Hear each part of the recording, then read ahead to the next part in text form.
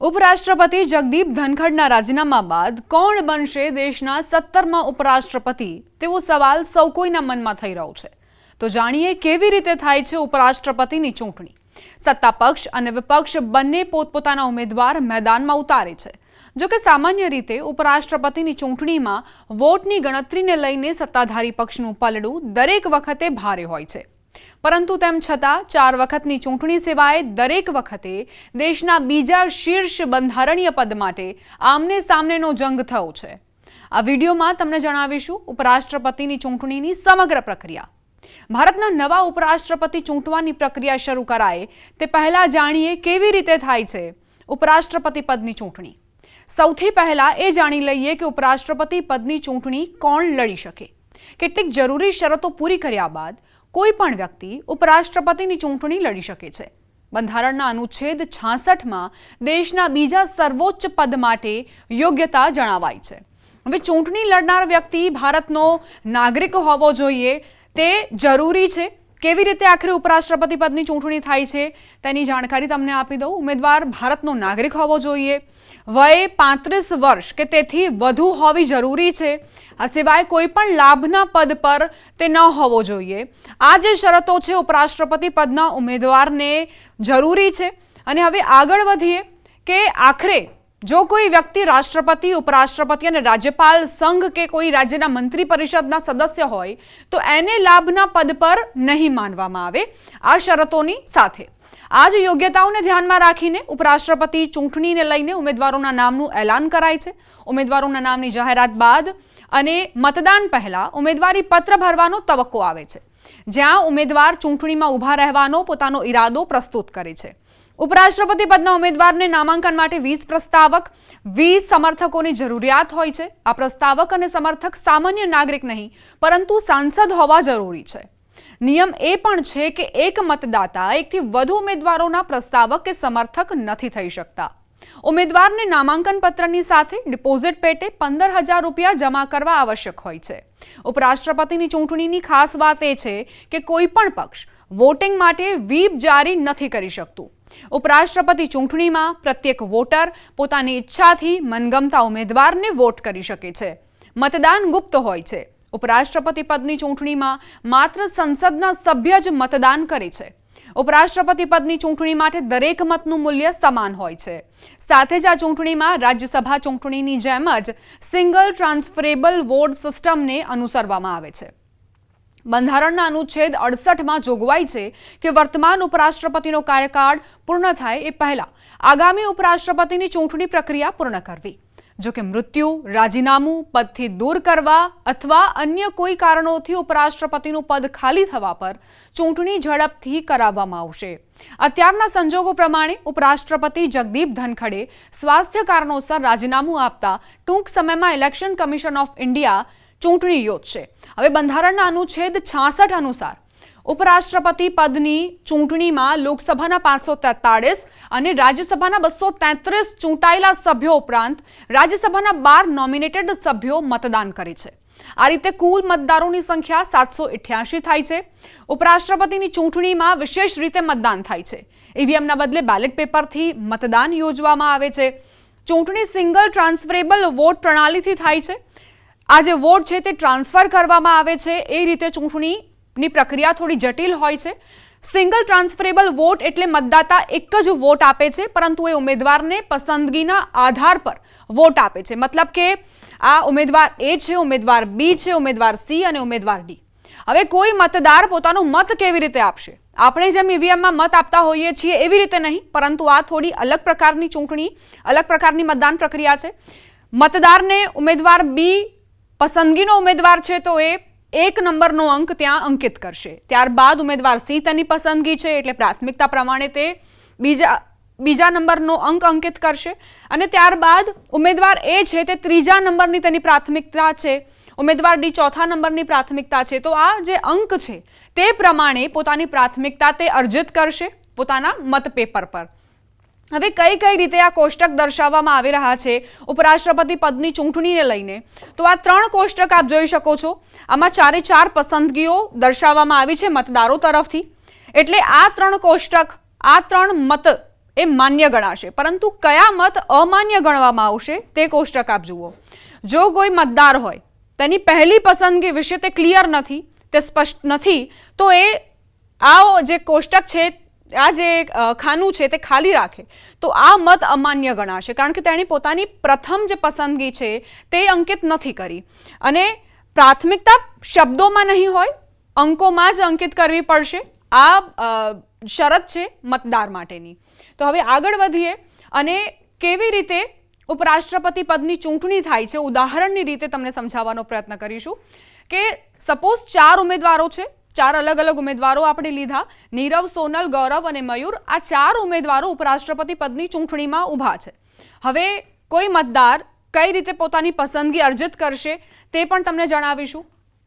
કોઈ ઉમેદવાર છે જે પ્રથમ પસંદગી છે મતદારની, તો એ તેની સામે 1 અંક અર્જિત કરશે, બીજો અંક અર્જિત કરશે અને ત્રીજો, ચોથો, એવી રીતે 4 ઉમેદવારની પસંદગી અર્જિત કરવામાં આવશે. હવે આપણે જોઈએ કે ઉપરાષ્ટ્રપતિ બનવા માટે જરૂરી મત કેટલા હોવા જોઈએ. તો 543 લોકસભાના સભ્ય, સંસદ સભ્ય અને રાજ્યસભાના 233 સભ્ય. આ સિવાય જે નોમિનેટેડ હોય છે તે સભ્ય 12, એટલે કુલ આંકડો થઈ ગયો 788. 788 મતદારો ઉપરાષ્ટ્રપતિ પદ માટેની ચૂંટણીમાં ભાગ લેશે. હવે 788 મતદારો ભાગ્યા 2 કરીશું, એટલે જે આંકડો આવ્યો 394નો આંકડો આવ્યો. હવે એક મત હજુ જોઈએ બહુમતીના આંકડાને પાર કરવા માટે.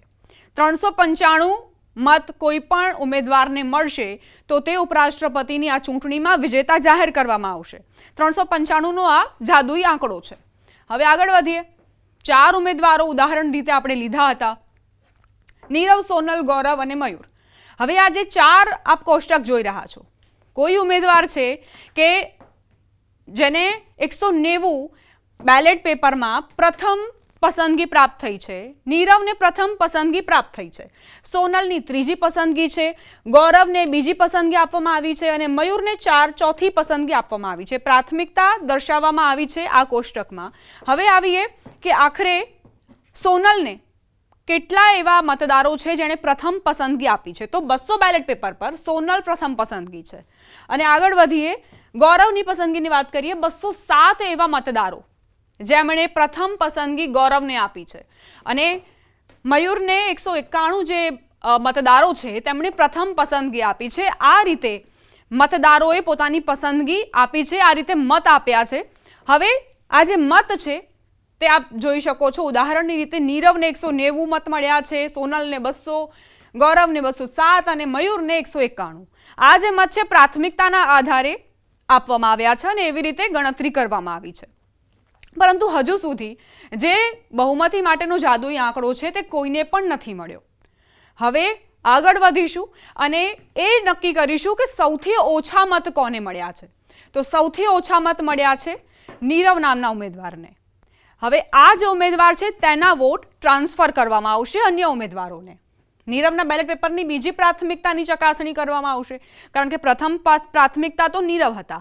હવે બીજી પ્રાથમિકતા કઈ છે તે બેલેટ પેપર પર ચકાસવામાં આવશે.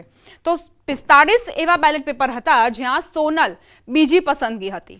ત્યારબાદ ગૌરવ જે 110 બેલેટ પેપર પર બીજી પસંદગી હતા અને મયુર એ 35 બેલેટ પેપર પર બીજી પસંદગી હતા. તો આ રીતે વોટ ટ્રાન્સફર કરવામાં આવશે અને ત્યારબાદ સોનલ, ગૌરવ અને મયુરના જે વોટ છે તેની ગણતરી કરવામાં આવશે. પ્રથમ રાઉન્ડના અંતે અને બીજા રાઉન્ડના અંતે જે આંકડો થશે તે આ રીતનો હશે. 200 પ્રથમ રાઉન્ડના મત પ્લસ 45 ટ્રાન્સફરેબલ વોટ, એટલે આંકડો પહોંચી ગયો 245 પર. હવે ગૌરવના મતની વાત કરીએ, જ્યાં 207 તેને પહેલેથી જ મળી ચૂક્યા હતા, પરંતુ નીરવના જે મત હતા તે ટ્રાન્સફર થયા અને ત્યારબાદ 110 ટ્રાન્સફરેબલ મત જે ગૌરવને પ્રાપ્ત થયા, એટલે 317નો આંકડો અને 226 મત મયુરના, 191 પ્રથમ રાઉન્ડના અને 35 ટ્રાન્સફરેબલ મત છે, એટલે 226 મત મયુરને પ્રાપ્ત થયા છે. જોકે હજુ સુધી જે બહુમતીનો આંકડો હતો તે કોઈ પણ ઉમેદવારને પ્રાપ્ત નથી થયો. એટલે હવે ફાઇનલ રાઉન્ડ ગણવામાં આવશે અને ફાઇનલ રાઉન્ડની ગણતરી કંઈક આ રીતે હશે, કારણ કે હવે ફરીથી એ જ થશે કે સૌથી ઓછા મત કોના છે. તો સૌથી ઓછા મત મયુરના 226 મત, એટલે મયુરના મત ટ્રાન્સફર કરવામાં આવશે. હવે એ ગણવામાં આવશે કે મયુર જેમાં પહેલી પ્રાથમિકતા છે એવા બેલેટ પેપરની ચકાસણી કરવામાં આવશે. તો હવે એ સમજીએ કે 121 બેલેટ પેપરમાં સોનલ બીજી પસંદગી છે, બીજી પ્રાથમિકતા છે. અને સાથે જ ગૌરવની વાત કરીએ જે 70 બેલેટ પેપરમાં બીજી પ્રાથમિકતા છે. એટલે આ જે વોટ છે આ બીજી પ્રાથમિકતાના છે. જો કે હજુ ટ્રાન્સફરેબલ વોટ પણ ગણવામાં આવશે, કારણ કે મયુરને પ્રથમ રાઉન્ડના અંતે જે મળ્યા હતા અને ત્યારબાદ ટ્રાન્સફરેબલ જે વોટ મળ્યા હતા એમાં તે બીજી પસંદગી હતો. એટલે એ જે બીજી પસંદગી હતી ત્યારબાદ હવે ત્રીજી પસંદગી પણ ગણવામાં આવશે. આગળ વધી અને એ સમજીએ કે મયુર જેમાં બીજી પ્રાથમિકતા છે ત્યાં ત્રીજી પ્રાથમિકતા આખરે કોણ છે, કારણ કે નીરવ અને મયુર બેઉ આ રેસમાંથી બહાર થઈ ચૂક્યા છે. તો હવે આગળ વધીશું અને જેમાં મયુર ત્રીજી પસંદગી આખરે કોણ છે, મયુર જેમાં બીજી પસંદગી છે અને બેલેટ પેપરમાં ત્રીજી પસંદગી આપણે જોઈશું. તો સોનલની વાત કરીએ જ્યાં 30 બેલેટ પેપર પર તે ત્રીજી પસંદગી છે મતદારોની, તે ગણીશું. અને સાથે જ ગૌરવ છે એ 5 બેલેટ પેપર પર ત્રીજી પસંદગી છે.